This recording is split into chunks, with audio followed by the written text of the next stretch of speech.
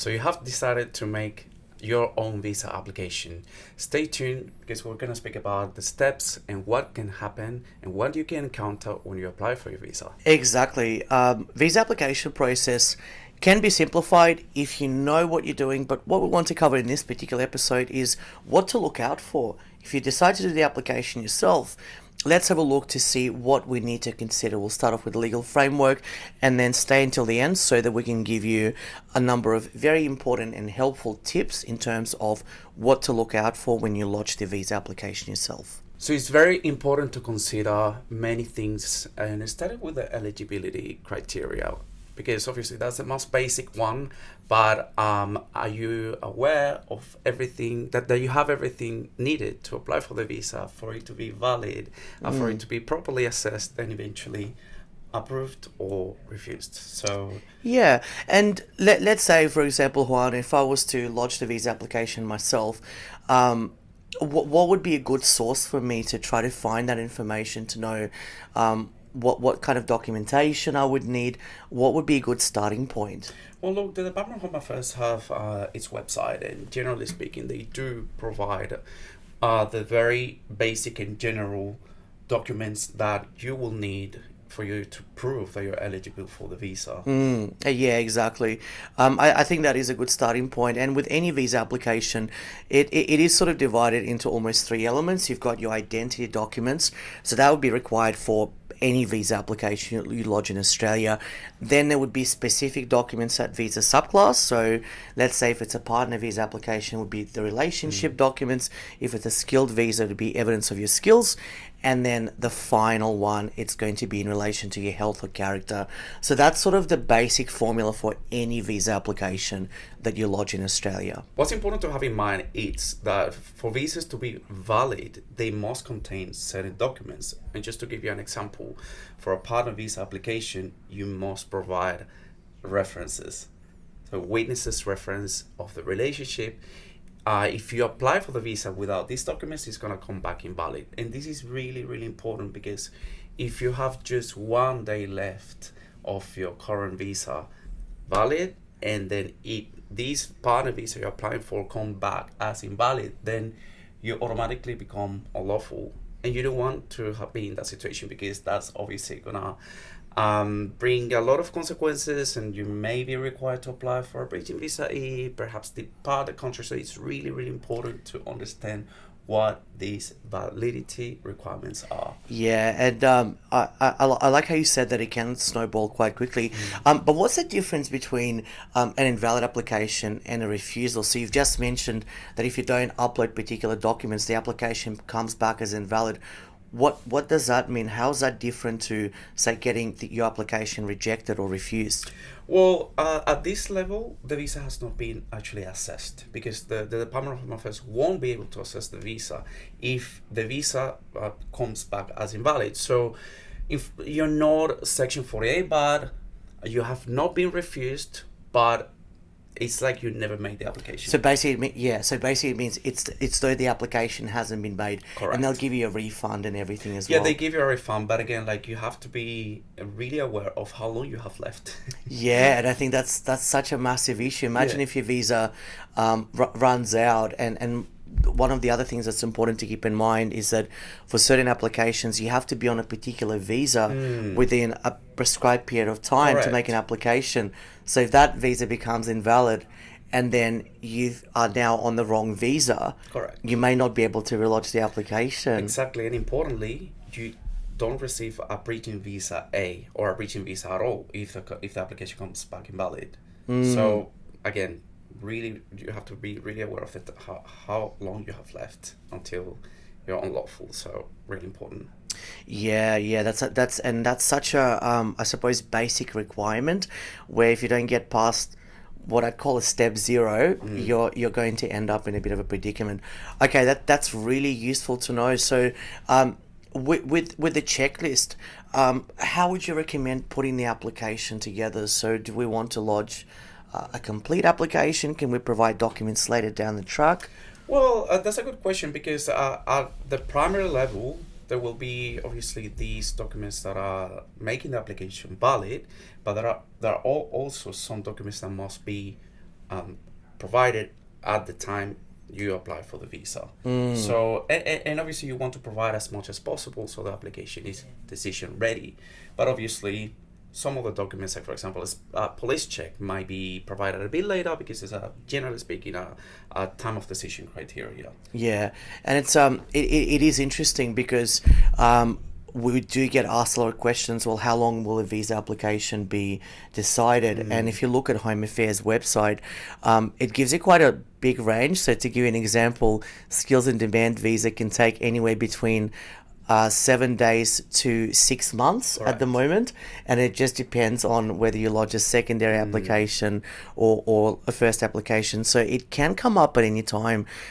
We've seen visas being granted in a matter of days, Yeah. which is awesome. But I suppose what's important to consider here is that if you haven't provided all of the documents, then it could potentially be an issue for you. Correct, Yeah. correct.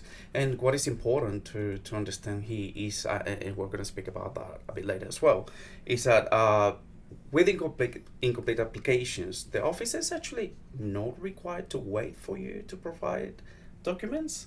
They can straight away have a look at what you have and say, hey, I don't have everything here to make a positive decision. So it is in the best interest to always understand what documents you have to have so they can make a decision on the spot.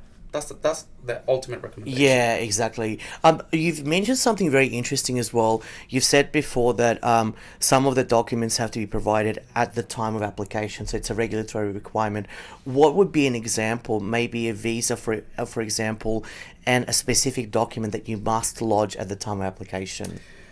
Let's think about 186. Yeah, the employee nomination Yeah, scheme. so you must demonstrate that you have been working for 3 years full time at the time you apply for the visa. So basically, if I'm a couple of months short and I look at the processing time and it's 11 months, I can't just lodge the application 2 months early and then be eligible at the time of decision. No. So that's really important, and that's where people fall, Yeah. like thinking that it's going to be acceptable, or like, oh yeah, by the time they assess it, I'm going to be 3 years. But no, with these sort of specific requirements, you must demonstrate at the time you apply, otherwise it's going to be refused. Yeah, it's a tricky one, hey, because I know that with certain visas, for example, it's a time of decision criteria, meaning that you still have, say, an employment experience requirement, but you can meet that when the application's decided. So, say, for example, if you are short by about a week, well, technically, if you are required to do health checks, you can by that 1 month period. So yeah, it's interesting how there's the same requirement, which is employment, Exactly. but depending what visa you apply for, it's either time of application, which is quite fatal, to time of decision. So that's really important to know. And that's where people tend to fall, because making the assumption that the department is going to treat a 42 visa the same way a 186 visa is treated, or a general skill migration visa is treated. To make these assumptions is not right. So it's really important to be aware of all these details, so the applications are refused at any level. Yeah, that's a really, really good point. And just in terms of being able to provide, so we've covered that there's time application criteria. But let's say, for example, if I can't get a police check, I can upload that later to my IMI account. Would that be correct? Yeah, so yeah, the Department of Affairs will have flexibility with certain documentations, like for example, the police check. Yeah. Some people struggle a little bit at obtaining these police checks from certain countries, and they do understand they can issue what is called a Section 56 request for more information. What they're going to assess, those requirements that are assessed at the time of decision. Because Right. you pull the application, they have received it, they have a look at it, they say, okay, at the time of decision, they have complied with, time of application, they have complied with this, and that. Now let's make the decision. Okay, police checks. If there is one missing, they can issue this sort of request for information, and that's very common, very basic. But there could be also like other types of requests for information, when the officer may want to know, for example, the specifics of work experience for a 482 visa. Yeah. and they want to confirm that you actually work for that employer that you mentioned for a certain amount of time, and they want to see, for example, payslips Yeah. to Yeah. calculate. Exactly. Yeah. And you've mentioned that how with Section 56, basically it's an opportunity to provide more documents.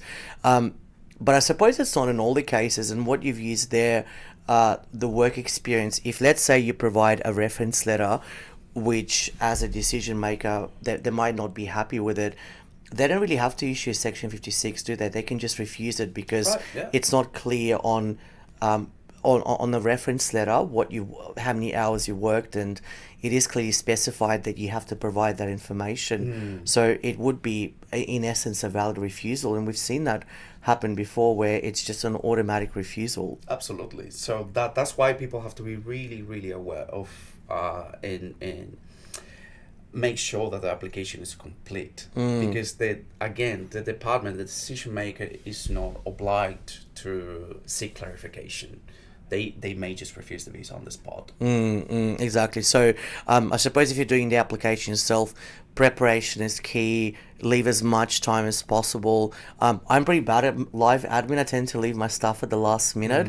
When I went traveling last year, for example, I left my passport up until 2 weeks before going to overseas, and I had to expedite it. So I just know from personal experience, it happens when you leave things and then it gets to the Yeah. last minute, Yeah. and it was a very stressful experience for me. Yeah. I got there in the end, but I kind of wish I started early. So if you're doing the visa yourself, make sure that you definitely don't do what I did and leave things to the last minute. Yeah, that's right. And look, Ross, Section 56, request for more information, is one thing, but the department can also issue another sort of common notice, which is Section 57, natural justice letter. And that's when they are like pretty much ready to refuse the visa, but still give you like a chance to comment.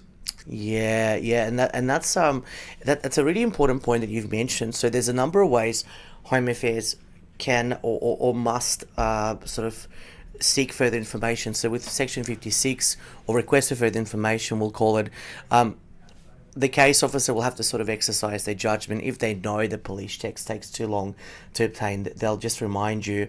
But with Section 57, it's actually a legal requirement where, let's say you've got information that on face value, the application should be refused. But for that refusal to be lawful, they must put that information to you.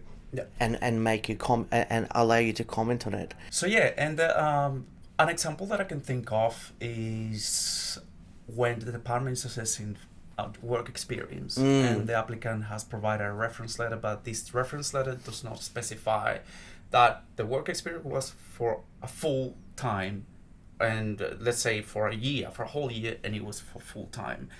The letter may be a little bit ambiguous, and Could just say the dates, for example, worked from September to September, yeah, and not specify whether it's full time or part time, which is obviously a massive difference. yeah, it is a massive difference, and the department is compelled to seek clarification, or perhaps it's already in the impression that you or the applicant lied, and then they would issue this Section 57 that is going to look like, hey, we perhaps feel that you may have been lying and providing misleading information, and then the person is being caught by what is called a PIC 4020, which is when the person provides this sort of misleading or false information that is going to lead to a very awful and ugly refusal with a ban. So what to do is in this instance to respond to that Section 57. Yeah, you've got to be very careful with that as well. If you do, you need to understand, first of all, what type of request Department of Home Affairs is sending to you, because there's different types, and certain ones, I suppose they give you sort of suggested documents. So say, for example, for a partner visa, you might get issued with a Section 56 request, and there might be a list of all these documents, right? But these are just suggested documents in terms of what you could provide. So you don't necessarily have to provide all of it. It's just saying, well, we can see that you're in a relationship, we want to see more, and here's what you might want to provide. But Section 57 is a bit different because it will probably point to a specific reference. Like you said, the employment reference letter, and will say, well, can you clarify your employment? And if your employment was casual, for example, but you need full-time employment, if that's a visa eligibility criteria, then well, unfortunately, you have landed yourself in hot water. And like you said, it's so important to respond to it correctly, because if the application's refused on that ground, you can't just relodge an application. You'll actually be barred, depending on the information that you've provided. Yeah. And also, the other important element is that if you provide a false document, whether you knew that the document was false or you didn't, it's an automatic refusal Correct. as well. So if you upload, I don't know, an IELTS test certificate for a partner visa application, the application must be refused. Yeah. You can't actually Yeah. argue what your state of mind was. Yeah. So it can get a little bit complicated, which is why going back to that initial point of being super prepared and understanding Yeah. what the department can throw at you, keeping your details up to date, that's so important. Yeah, it's very important, and not to be light in thinking, hey, maybe I can just say this. The department is not gonna probably look into this. That's a very wrong assumption. The department is gonna look at everything, even the comma you put on that reference letter Yeah, will be assessed. And if there is any suggestion that there is any false or misleading information, that's gonna end up in a refusal, and you're gonna be banned, etc., etc. yeah. So let's give a couple of examples, Ross, when things go well in a visa application and when things go wrong. Yeah, and I think that's so important. Let's give an example of what an application can potentially look like, and we'll walk through a timeline. So we've picked a subclass 485 visa. It's very relatable, skilled graduate visa. Lots of individuals do hold it. So let's walk through, how does one put together a skilled graduate visa application? So let's walk through an example of an application that is well prepared. You comply with the eligibility criteria, with the time of application criteria, type of position, and yeah, let's dive into it. Let's do a partner visa application. Yeah, very relatable. Yeah. So you have an Australian partner or permanent resident as a partner. You've been with a partner for at least a year, or you have registered a relationship, and you have been demonstrating that you have, a de facto relationship or a married relationship, complying with all these elements, which is the social aspects, the financial aspects, the nature of the commitment, and the way you live with each other. So everything looks good, everything is fine. I made the application, all the elements for the visa. So all the four elements, the social, financials, the commitment, the nature of the household, everything is well. They meet all the requirements, and yeah, everything should be fine. Exactly, and the way to make it happen is the application. Normally, you'd probably started, say, 3 months in advance. You get all your identity documents, you get your friends' statements, you get your own statement.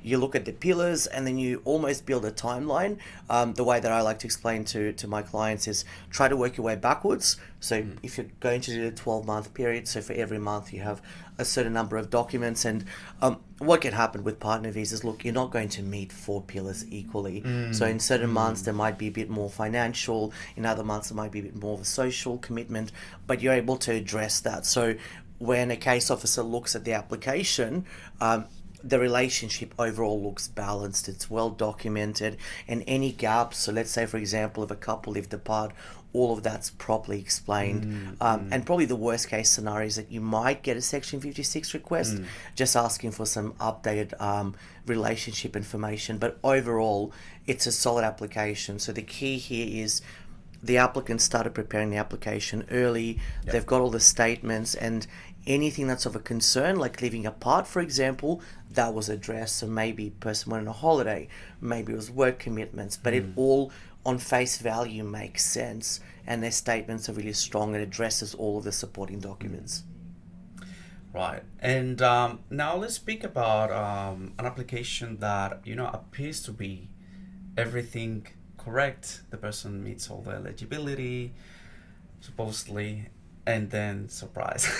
Yes. So let's go through this example. And we wanted to speak about a 485 visa, because there are like a lot of students in Australia, and as we know, Australia gives the opportunity to people, to certain students, to apply for this visa to be able to work in Australia full time.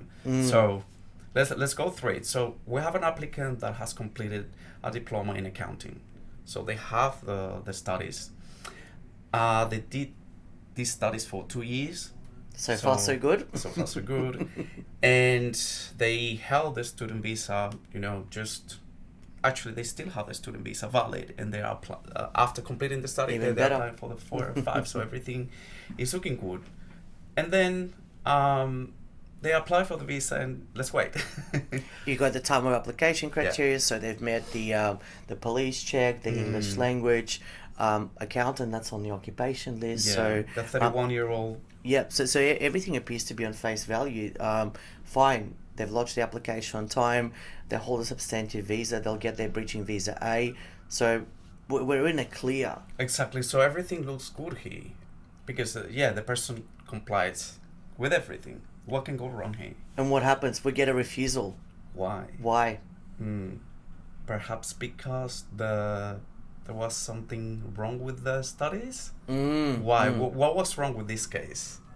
Well, you've mentioned before diploma of accounting, and that jumped straight at me, because what's the skill level that's required for an accountant? It's an ANSCO skill level 1, and when you look at that, ANSCO skill level 1 requires a bachelor degree or higher. And that's probably one of those things where you need to be so vigilant, because you've got the checklist saying that you need to have a relevant occupation, and these qualifications will qualify for the 485 visa.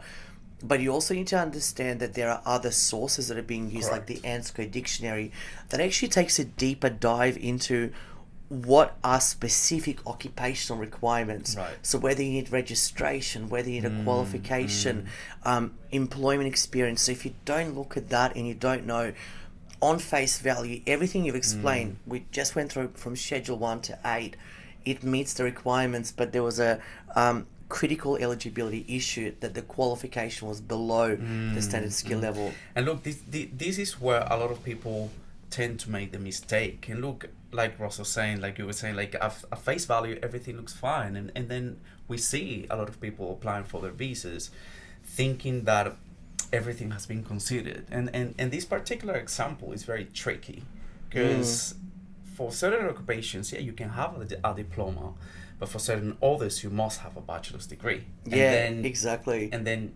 the applicant is faced with this refusal, and there is no way back here. There is actually no way to go around. It's a very much a one-way street here, and I suppose you can simply change the scenario by saying the person held a bachelor in accounting, this would not be an issue.